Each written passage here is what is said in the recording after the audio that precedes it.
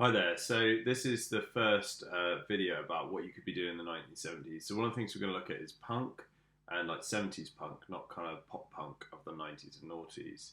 So there's an example here, a Ramones song Blitzkrieg Bop, which is really, really famous. And you can kind of take a listen to it here if you want to have a listen, basically. And basically, the chord progression revolves around chord 1, 4 and 5. So you got that kind of,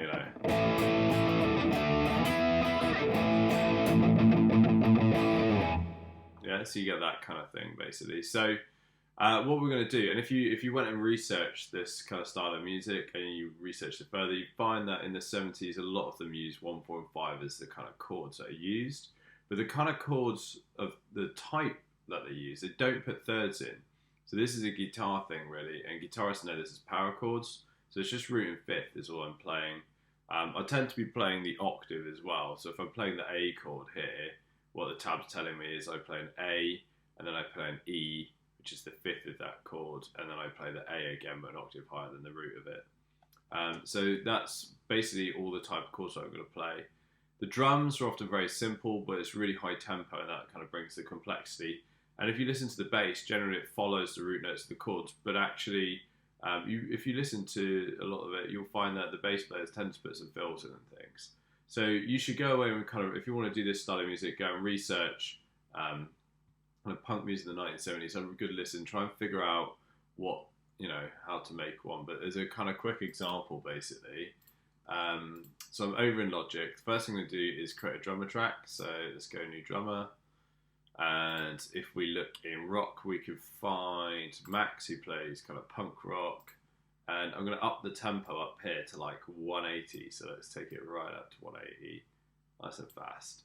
And one of the things I'm going to do is check my audio settings. So I'm going to go to audio. And my output device is boom audio, but that's because I'm doing screen recording. Yours should be kind of headphones or the interface if you're plugged in there. And I've got my interface as the input. My buffer size is actually low. You should have it as probably 128, but I've done it to try and compensate for I'm getting quite a lot of delay because I'm screen recording basically, and that's why I've changed this as well to try and iron that out basically. So the other thing you might want to do is come over to general and hit low latency mode when you're recording, particularly if you're on some of the older Macs, then that's quite useful. So done that. And if we go back here, I've got record and input monitoring on. And let's just record something. So I'm going to add some more sections. So I've got some more sections. Now, we'll stick in the key of A. So I'm going to play an A is a 1. And then I'm going to play the 4, which is a D. And then the 5, which is an E. Now the only problem with this is that if I do them in that order, then I'm just copying the Ramones. So what I'm going to do is I'm going to change the order up and maybe the rhythm a little bit as well. So yeah, maybe go like,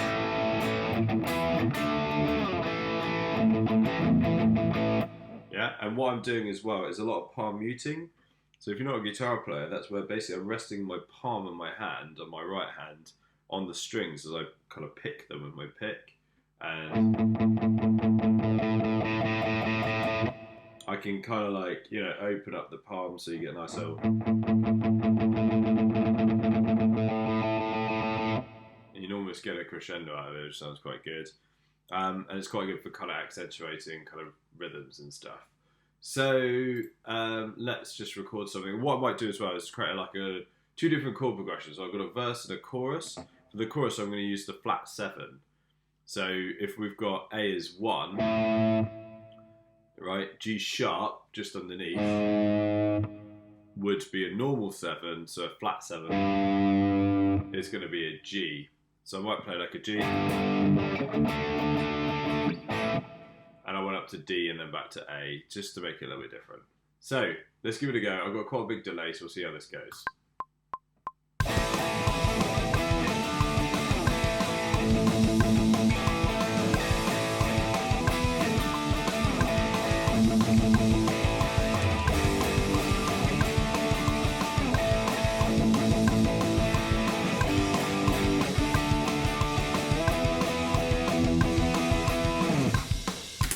There we go. So let's get rid of these. We don't need those. So I've kind of come up with two chord progressions here. If I want to split them because it's two sections and I might want to play with it later, I could change my tool up here to scissors and then cut it at bar 9, and then I've got my separate kind of parts basically. You might find there's a little bit of an issue here, but don't worry about that too much now. We can fix that a bit later on with some things in the course. So I've got kind of my first chord progression, which should go A, and then I went E and D, chord 5 to 4, not 4 to 5 because I'll be copying the Ramones, right?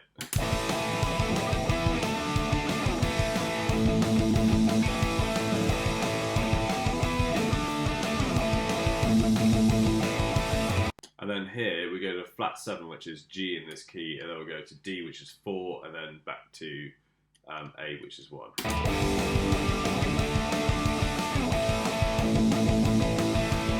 So I'm trying to use the palm mute on the kind of like longer chords, right? And the other thing as well is I'm trying to play this fairly loose because, you know, punk of the kind of 70s wasn't the most kind of perfectly played stuff. So I'm kind of, you know, playing it quite loose to try and give that kind of effect as well. So once we've got this, we might want to create some bass parts. So I'm going to create a new track, software instrument, and let's, at the library, go pick a bass. Now the prog rock bass actually might not sound like it's going to be very punk, but it has a kind of gritty tone about it, so I'm going to try using that. So let's open this up, and I'm going to program this. You could play it in if you want.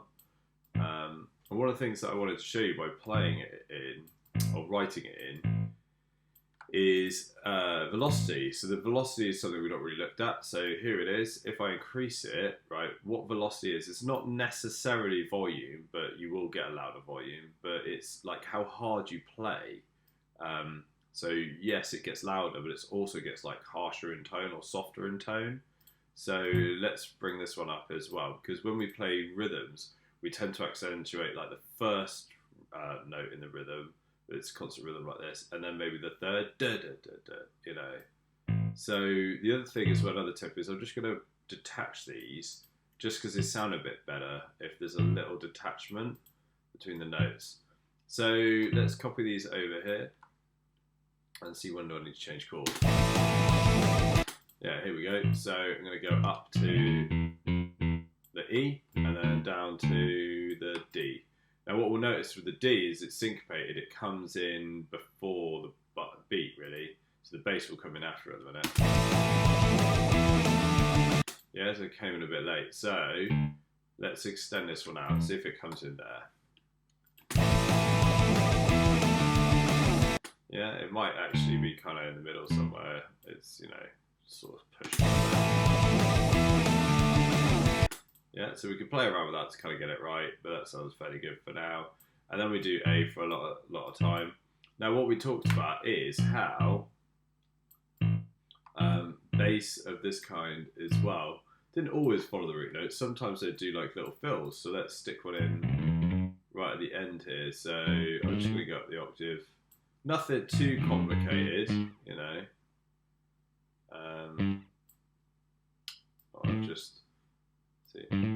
I've just pulled these back in time a little bit. There we go. So let's just do something like that for now. And let's bring those up. Right, so if we repeat this now, because I think I repeated the idea.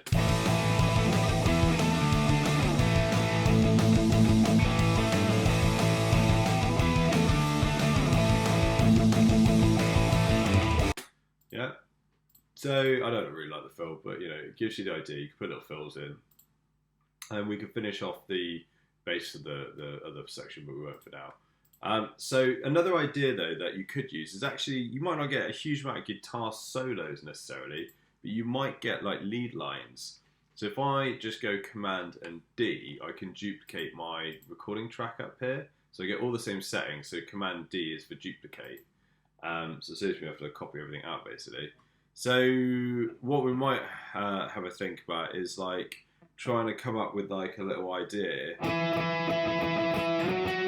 you know, that's going to kind of work. over the chords. So, you know, and then I went to E, so I stay on it. And when I go to D, maybe go out like that, maybe something like that. Let's give it a try. What I'm going to do is I'm going to play in octaves. So let's give it a try.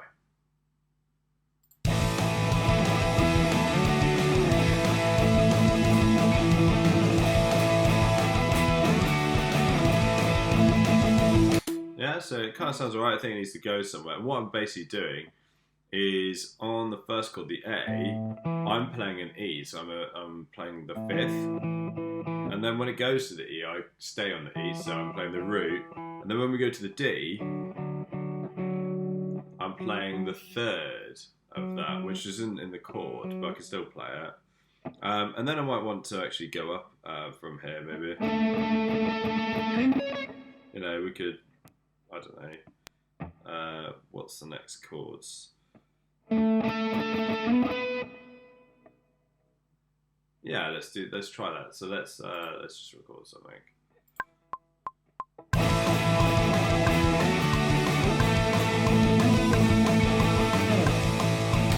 Yeah, so nice and simple, nothing too complicated. Playing an octave, just playing a line basically. And I might bring these down and these down a bit so we can hear it a bit better.